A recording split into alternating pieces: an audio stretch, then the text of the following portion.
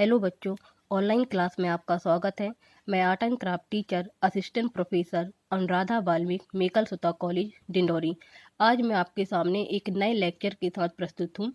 संगीत के बारे में पहले ही डिटेल्स लिखवा चुकी हूँ। इसमें परीक्षा की दृष्टि से आपसे कैसे क्वेश्चन किए जा सकते हैं उस पर हमारा वीडियो है। हमारा आज का टॉपिक है संगीत। संगीत किसे कहते हैं? संगीत के बारे में अगर साधारण बोलचाल की भाषा में बोला जाए तो गायन को ही संगीत कहा जाता है। ठीक है। संगीत के बारे में कुछ परिभाषाएं हैं, जैसे संगीत वह ललित कला है जिसमें स्वर और लय के द्वारा हम अपने भावों को प्रकट करते हैं। मतलब कि हमारे मन में जो भी भाव उत्पन्न होते हैं उसको हम एक स्वर और लय के द्वारा अभिव्यक्त करते हैं, वह संगीत है। संगीत मानव मन की सहज अभिव्यक्ति है। मतलब कि जो भी उनके मन में भाव उत्पन्न होते हैं उसको एक अभिव्यक्ति के द्वारा प्रस्तुत करना। मधुर स्वरों की वह रचना जो मन को मोह ले और हमारे कानों को प्रिय लगे, जो हमें सुनकर जिससे आनंद की अनुभूति होती है, वह संगीत कहलाता है। संगीत के बारे में पंडित शारंग देव जी कृत संगीत रत्नाकर ग्रंथ है, उसमें संगीत के बारे में बताया गया है कि गीत वाद्य तथा नृत्य त्रय संगीत मुच्यते। मतलब कि गीत वाद्य और नृत्य ये तीनों मिलकर ही संगीत कहलाते हैं। संगीत की और परिभाषा हम देखते हैं। डॉक्टर वर्नी ने संगीत के बारे में कहा है कि संगीत की प्राचीनता को देखते हुए ऐसा लगता है कि मानव और संगीत एक साथ ही पैदा हुए हैं, क्योंकि जब मानव का जन्म हुआ था वह अपने भावों को अभिव्यक्त करने के लिए, अपनी खुशी, दुख, अपनी प्रसन्नता को व्यक्त करने के लिए वह किसी न किसी रूप में अपने अंदर जो उत्पन्न उनके जो स्वर लय होते थे वह किसी न किसी माध्यम से अपनी खुशी और दुख को व्यक्त करता था। इसीलिए कहा गया है कि मानव और संगीत का जो जन्म है एक साथ हुआ है। भारतीय उपनिषद में कहा गया है कि साहित्य संगीत कला विहीन साक्षात पशु पुच्छ विषाणहीन। मतलब कि साहित्य संगीत और कला के बिना पूंछ और मानव जो है वह बिना पूंछ और सींग वाले पशु के समान है। आइए जानते हैं कि संगीत की उत्पत्ति हुई कैसे है। संगीत की उत्पत्ति जो हमारे 4 वेद हैं, ऋग्वेद, सामवेद, अथर्ववेद, यजुर्वेद, उसमें से संगीत की जो उत्पत्ति है वो सामवेद से मानी गई है। सामवेद जो संगीत का जनक कहा जाता है। ठीक है। संगीत की उत्पत्ति के संबंध में निम्नलिखित मान्यताएं प्रचलित हैं। आइए जानते हैं कि संगीत की जो मान्यताएं हैं वो कितनी 4 प्रकार से बताई गई हैं। पहला है प्रकृति से संगीत की उत्पत्ति कैसे हुई है। आइए हम जानते हैं कि प्रकृति से संगीत की उत्पत्ति किस तरह से हुई है। जैसे कि पक्षियों की कलकल, भंवरों की गुंजन, वर्षा की टिप टिप, झरनों का बहना, नदियों का कलकल, मेघों का गर्जन और हवा की जो साए साए हैं, चिड़ियों का चहचहाना, कोयल की कूकू, इन सभी को एक स्वरों का अनुभव किया गया है और इन्हीं के द्वारा ध्वनि का अनुकरण कर संगीत का सृजन किया गया है।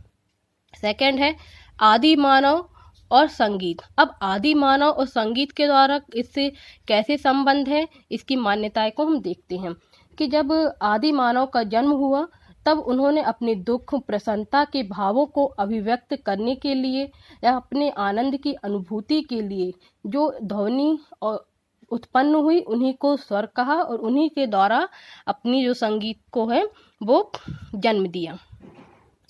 थर्ड है पौराणिक मान्यता। पौराणिक मान्यता के अनुसार संगीत का उद्भव कैसे हुआ है, इसके लिए जो संगीत सृष्टि करता है ब्रह्मा जी, उसके द्वारा संगीत को उत्पन्न किया गया। उनके द्वारा शिव को प्रदान किया गया, शिव से सरस्वती से नारद जी को, नारद से गंधर्व तथा अप्सराओं एवं किन्नरों को प्राप्त हुआ और किन्नरों से गंधर्व से यह कला पृथ्वी तक पहुंची है। यह मान्यता है कि इन सब के द्वारा संगीत का जन्म हुआ है।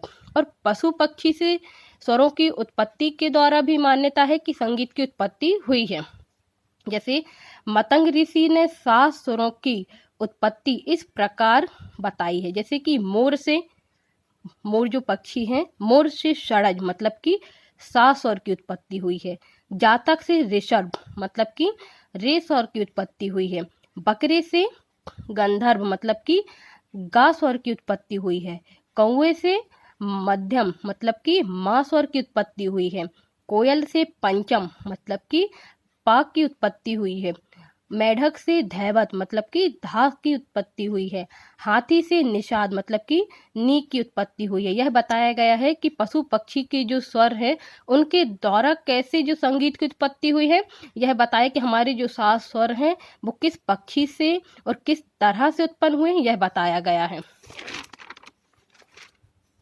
अगला टॉपिक है हमारा संगीत के प्रकार। भारतीय संगीत के 2 प्रकार हैं। कौन कौन से प्रकार हैं? कर्नाटक संगीत या जिसे दक्षिण भारतीय संगीत भी कहा जाता है, और हिंदुस्तानी संगीत जिसे उत्तर भारतीय संगीत भी कहा जा सकता है। इन दोनों में अंतर क्या है कि जो दक्षिण भारतीय संगीत जो है यह हिंदू देवी देवताओं से संबंधित है। ठीक है, इसमें जो हिंदू देवी देवताओं की जो भी कृतियाँ, जो भी कुछ प्रस्तुत किया जाता है तो वो हिंदू देवी देवताओं से संबंधित ही प्रस्तुत किया जाता है। और यह संगीत हिंदुस्तानी संगीत की तुलना में बहुत ही तेज मतलब कि फास्ट है। और जो शेष संगीत है वो उत्तर भारतीय संगीत कहलाता है, जो भारत में बहुत लोकप्रिय है। संगीत के विविध रूप के बारे में जानते हैं।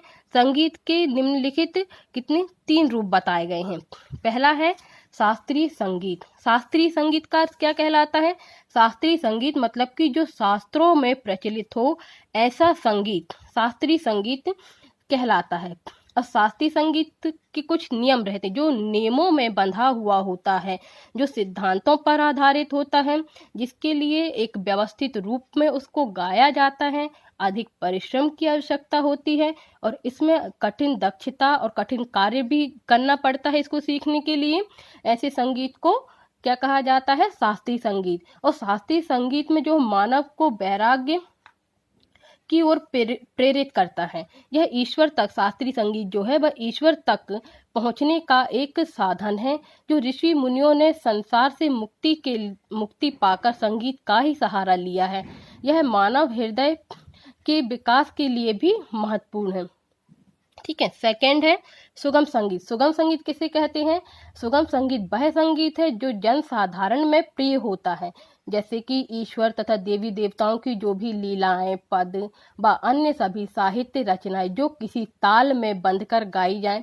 जैसे कृष्ण जी के बारे में जो कुछ भी कहानी है, राम जी के बारे में जो कुछ भी कहानी है, उनको एक तय और राग, लय और इन सब में जो बंध कर जो गाया जाता है, एक स्वर ताल में बंध कर गाया जाता है, वह सुगम संगीत कहलाता है।